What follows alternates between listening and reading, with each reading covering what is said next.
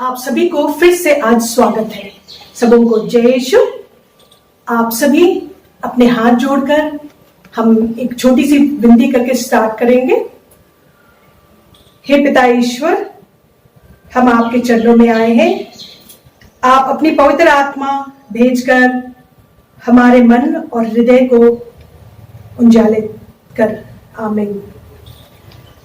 तो बच्चों, क्या आपको याद है कि हमने पिछले रविवार किस विषय में चर्चा किया था?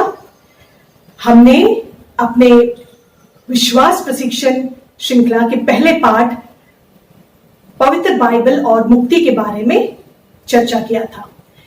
इसमें हमने सुना था किस तरह पवित्र बाइबल हमारे लिए मुक्ति का आधार है और पवित्र बाइबल में हम बहुत शक्ति पाते हैं। ईश्वर पवित्र बाइबल के माध्यम से हमसे बातें करते हैं और पवित्र बाइबल हमारा पवित्र ग्रंथ है। पवित्र बाइबल अनेकों नामों से जाना जाता है, जैसे बाइबल, पवित्र पुस्तक, धर्म ग्रंथ, धर्मशास्त्र और ईश वचन, पर साधारणतः हम इसे पवित्र बाइबल ही कहते हैं। हमने जाना कैसे पवित्र बाइबल मुक्ति का आधार है और मुक्ति का इतिहास है। आज हम जानेंगे किस तरह पवित्र बाइबल विधान की पुस्तक है। ईश्वर ने सिनाई पर्वत पर जो विधान स्थापित किया उसे हम पुराना विधान कहते हैं और प्रभु यीशु ने कलवारी पर्वत पर जो विधान स्थापित किया उसे नया विधान कहते हैं। इस तरह इन दोनों विधानों के आधार पर पवित्र बाइबल में दो भाग हैं, पुराना विधान और नया विधान। इन दोनों विधानों में निकटतम संबंध है और हम देखते हैं ये जो विधान स्थापित हुआ, विधान का अर्थ क्या है? विधान का अर्थ है अनुबंधन या प्रतिज्ञा पत्र। हम इसे संविधि भी कह सकते हैं। आगे हम देखते हैं पवित्र बाइबल ईश प्रेरणा से लिखित है।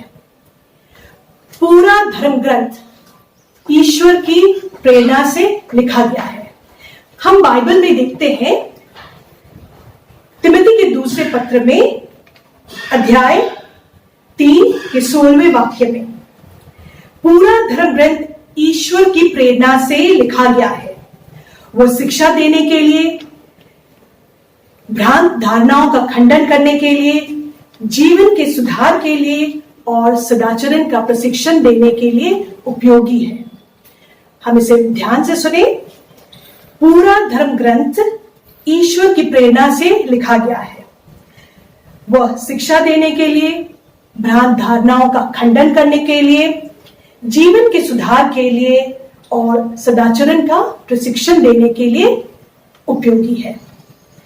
आगे हम देखते हैं किस तरह पवित्र बाइबल की ऐतिहासिक घटनाएं शुरुआत से ही मौखिक रूप से एक पीढ़ी से दूसरी पीढ़ी तक हस्तांतरित हुई। तो ईश्वर ने जो वरदान लोगों को दिया, इसे लिपिबद्ध करने के लिए उसे ईश प्रेरणा कहते हैं। लेखकों ने इसे लिपिबद्ध किया। इन्हें लिपिबद्ध करने के लिए ईश्वर से जो वरदान इन्हें प्राप्त हुआ, इसे ईश प्रेरणा कहते हैं। अतः पवित्र बाइबल के लेखक दोनों ईश्वर और मनुष्य हैं। स्वयं ईश्वर ने इसे लिखा है।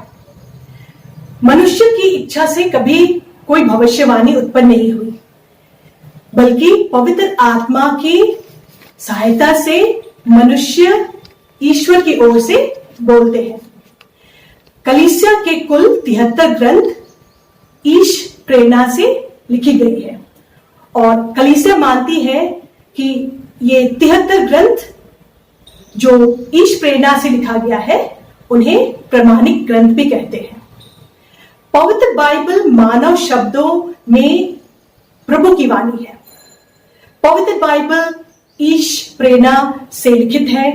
ईश्वर ने इस पवित्र पुस्तक को लिखने के लिए मानव का उपयोग किया, मनुष्य की सहायता ली, और हम देखते हैं इस तरह मनुष्य अपने समय के भाषा, संस्कृति, भौगोलिक एवं राजनीतिक परिवेश में इसकी रचना की।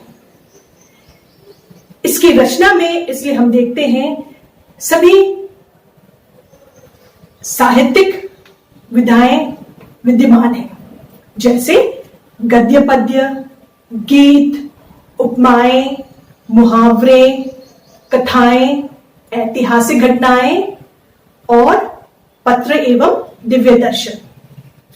वास्तव में जिस प्रकार सनातन पिता का वचन मानव स्वभाव की कमजोरी को अपनाकर मनुष्य बना, उसी प्रकार मनुष्य की भाषा में व्यक्त किए गए ईश्वर के वचन उसी के वचन है।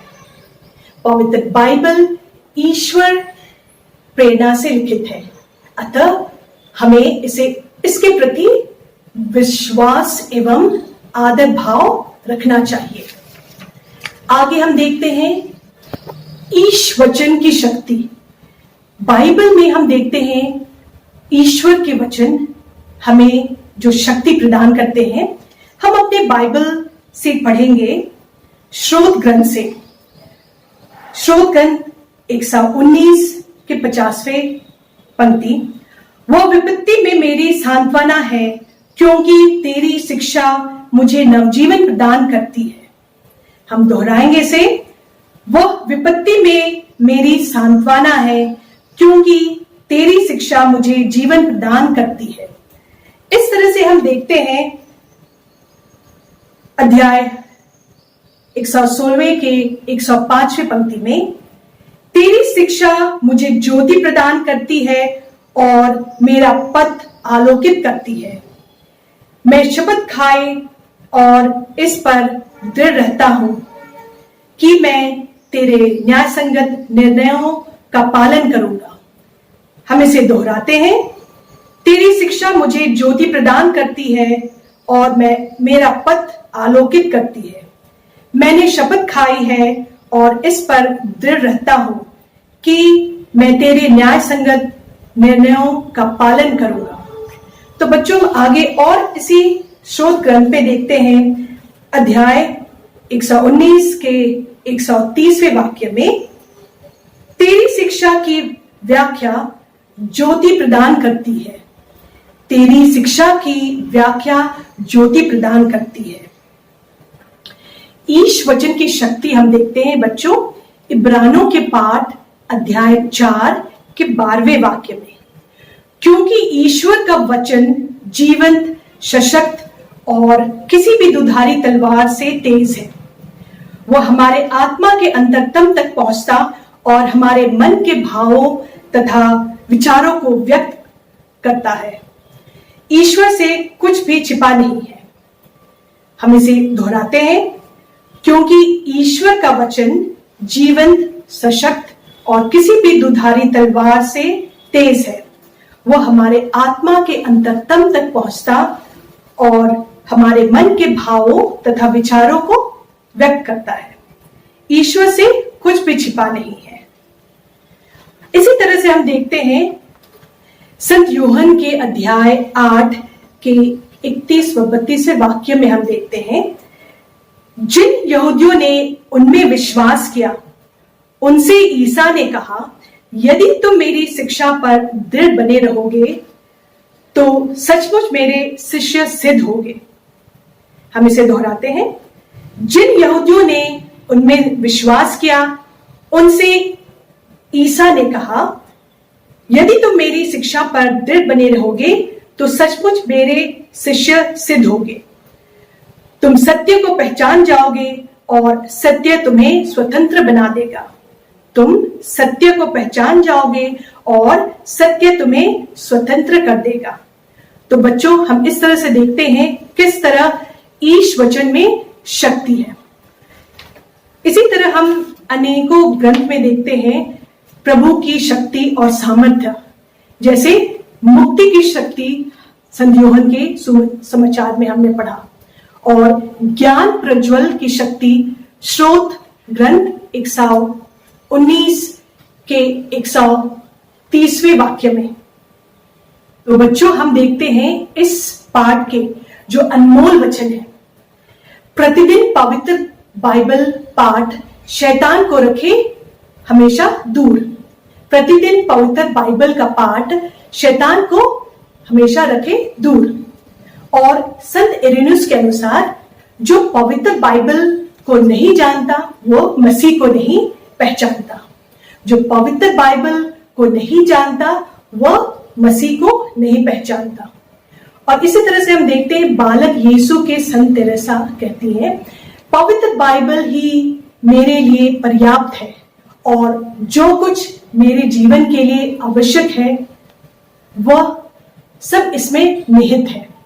पवित्र बाइबल ही मेरे लिए पर्याप्त है और जो कुछ मेरे जीवन के लिए आवश्यक है वह सब इसमें निहित है। आगे हम देखते हैं न्यूमैन के अनुसार जो अनमोल वचन है, वो कहते हैं, मैं पवित्र बाइबल यह जानने के लिए पढ़ता हूं कि मनुष्य को क्या करना चाहिए, और समाचार पत्र इसलिए पढ़ता हूं कि लोग क्या कर रहे हैं। तो बच्चों, हम इस पवित्र बाइबल और मुक्ति के पहले पाठ में देखे किस तरह पवित्र बाइबल हमारे जीवन के लिए महत्वपूर्ण है। हमें पवित्र बाइबल से शक्ति मिलती है, इसलिए हम इसे आदर पूर्वक और इसका पाठ हर रोज करने का प्रयास करेंगे। और हम इससे जो वचन कंठस्थ करेंगे, हम जो कंठस्थ करने के लिए पंक्ति है वो पवित्र बाइबल से लिया गया है इब्रानियों के पाठ से अध्याय 4 पद संख्या 12। क्योंकि ईश्वर का वचन सशक्त और किसी भी दुधारी तलवार से तेज है, वह हमारे आत्मा के अंतरतम तक पहुंचता और हमारे मन के भावों तथा विचारों को प्रकट कर देता है। ईश्वर से कुछ भी छिपा नहीं है। इब्रानियों के पाठ से अध्याय 4 पद संख्या 12 आप कंठस्थ करेंगे।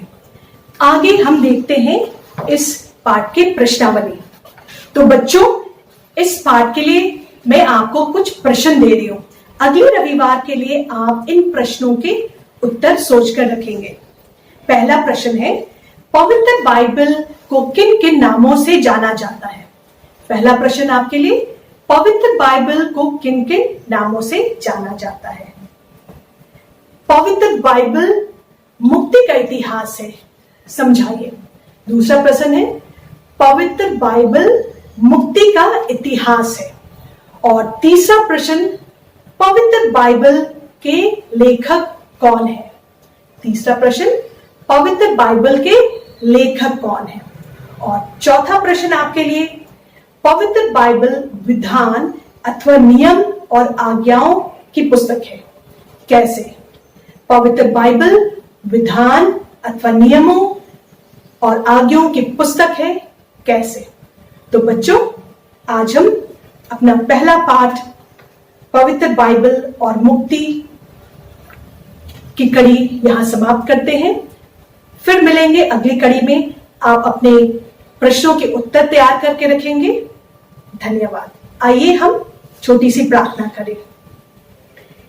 हे पवित्र आत्मा, हम आपको धन्यवाद देते हैं। आप हमारे पथ प्रदर्शन हमेशा करते हैं और हमें विश्वास है कि आगे भी आप हमारी सहायता करते रहेंगे। आमीन।